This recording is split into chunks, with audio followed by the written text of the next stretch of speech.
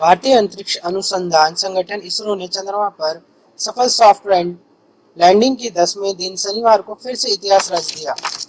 देश के पहले सूर्ययान अभियान आदित्य L1 का श्रीहरिकोटा अंतरिक्ष केंद्र से सफल प्रक्षेपण किया गया।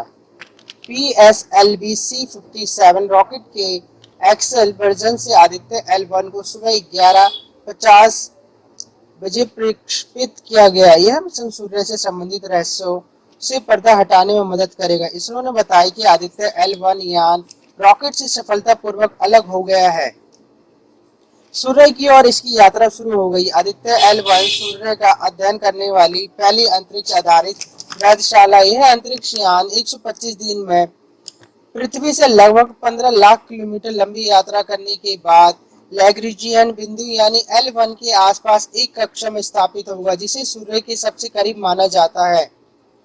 यह यान वहीं से सूर्य पर होने वाली विभिन्न घटनाओं का अध्ययन करेगा। आदित्य L1 विभिन्न वैज्ञानिक अध्ययन के साथ ही इसकी तस्वीरें धरती पर भेजेगा। इसरो ने बताया कि आदित्य L1 सूर्य की बाहरी वातावरण का अध्ययन करेगा। इस यान में लगे उपकरण इसरो के विभिन्न केंद्रों के सहयोगों से स्वदेशी रूप से विकसित किए गए हैं।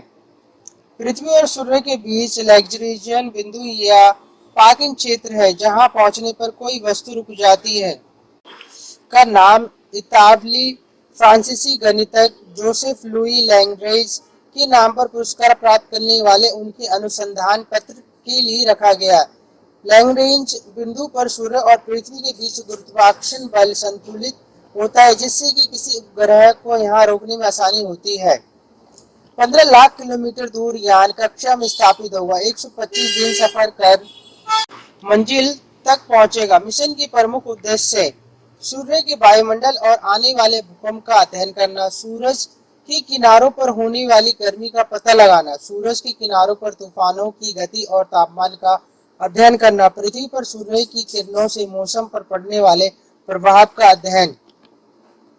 L1 तक कैसे पहुंचेगा? श्रीहरिकोटा से रवाना हुए अंतरिक्ष यान को वैज्ञानिक शुरू में पृथ्वी की निचली कक्षा में रखेंगे, बाद में इसकी कक्षा का आकार बढ़ाया जाएगा। अंतरिक्ष यान को फिर इसमें लगी प्रणोदन प्रणाली का इस्तेमाल कर L1 बिंदु की ओर भेजा जाएगा, ताकि यह पृथ्वी के गुरुत्वाकर्षण बल क्षेत्र के प्रभावों से बाहर निकल सके।